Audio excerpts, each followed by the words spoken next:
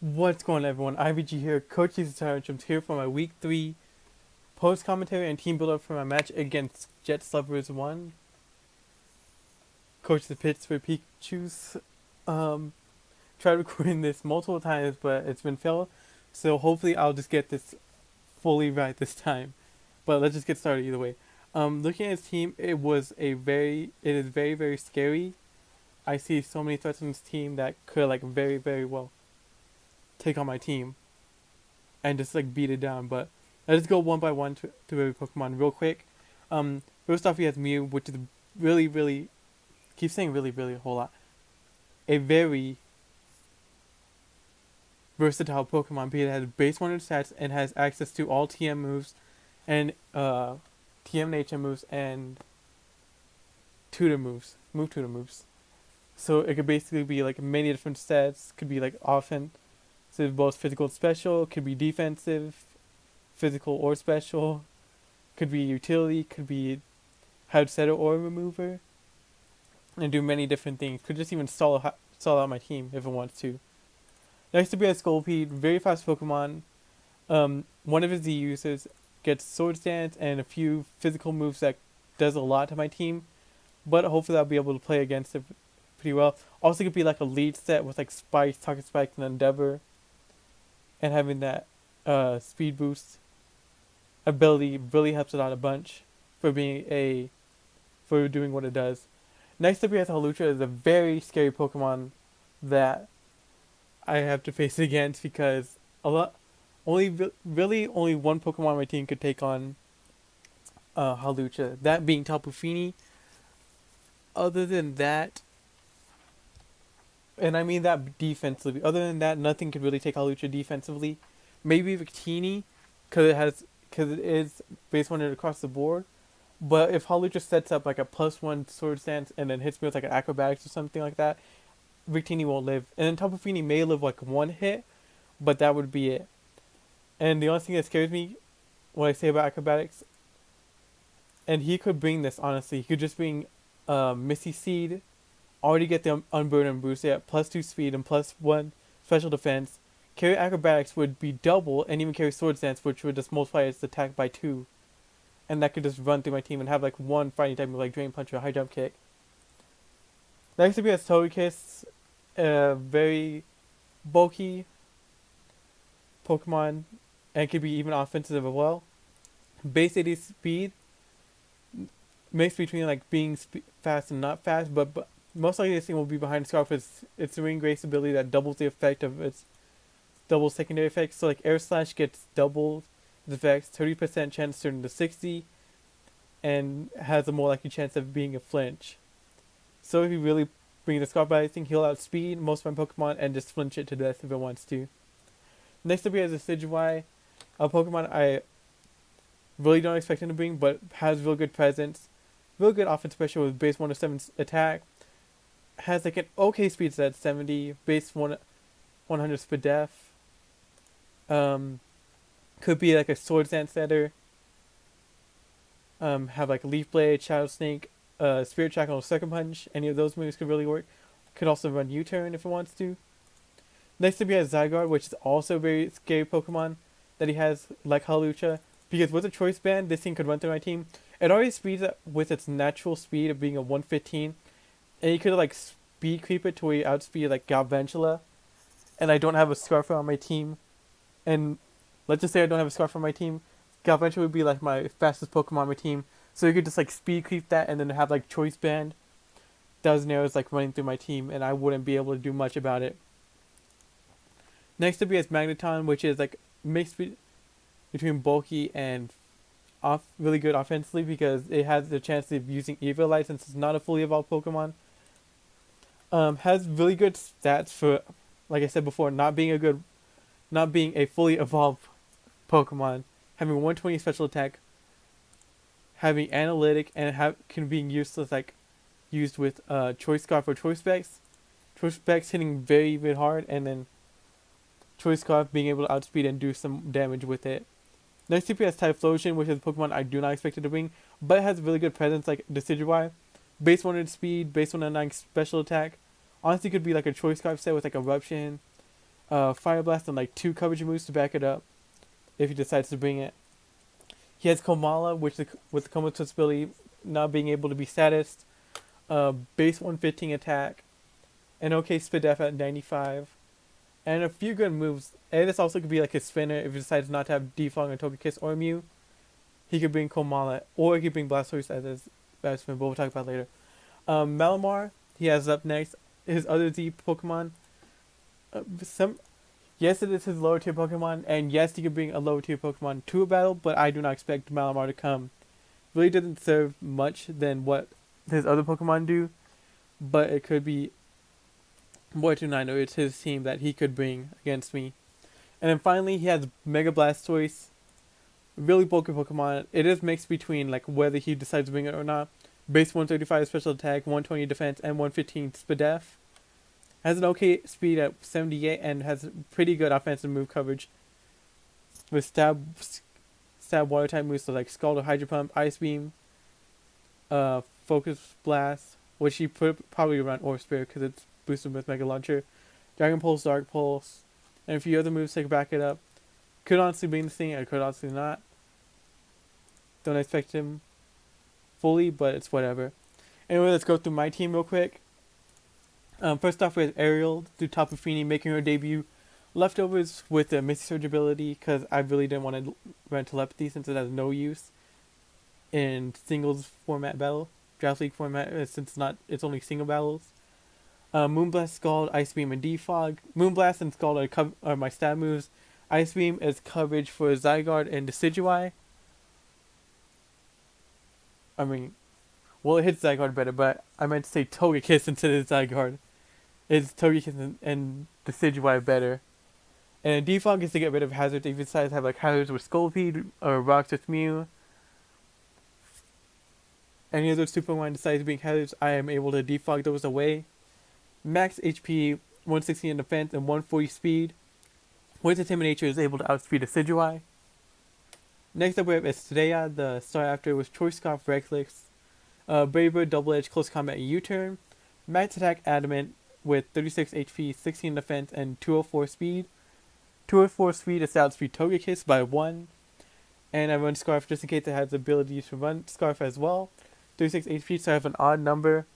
And 16 defense is to have a little bit more physical defensive presence on this star after. Next up, we do have Gabriella the Galvantula, Choice Specs, bringing this again. Thunder, Volt Switch, Bug Buzz, and Hidden Power Ice. Max Special Attack, 60 in HP and 196 in speed to outspeed the Mew, I believe.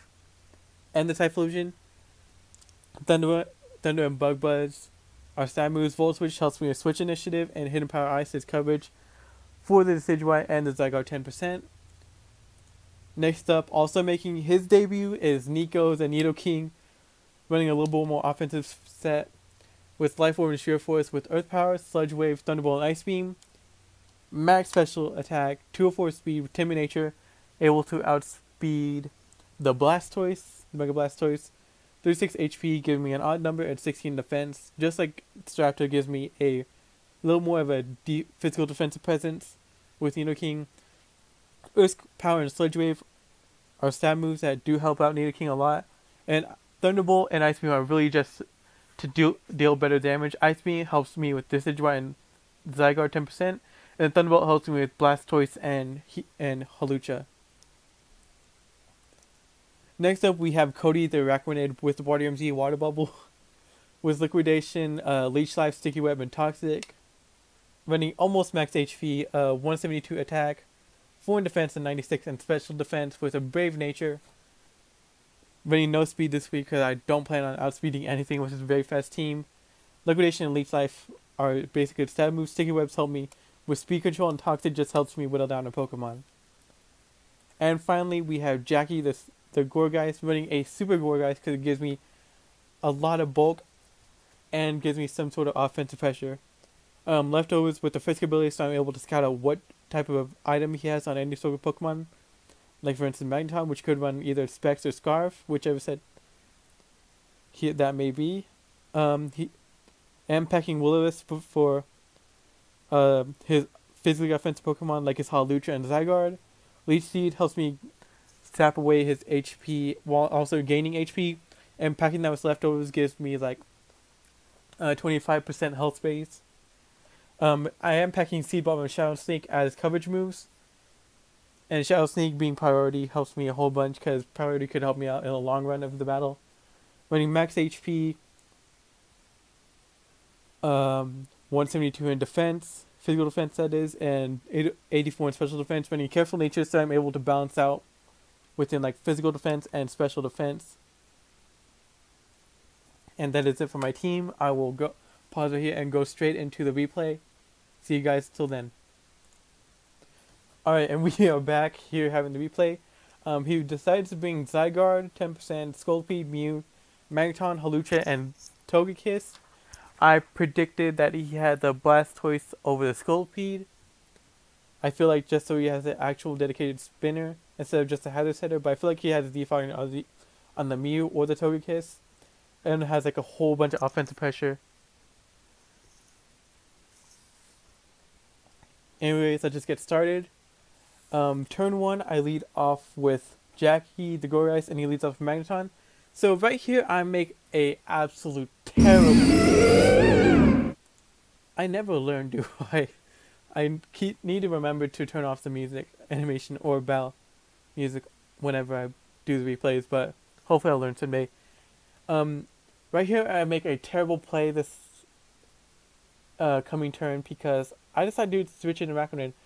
Because in my mind, I thought, he has no absolute reason to click Thunderbolt right here.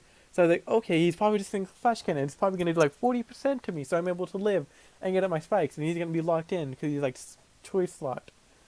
But no, my mind is completely dumb because right here I go to Rakuten, like I said, and he clicks Volt Swish.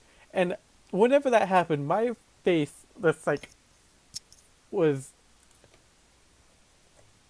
I can't even describe it right now. I just felt so terrible for making that play. I had no reason to make that play.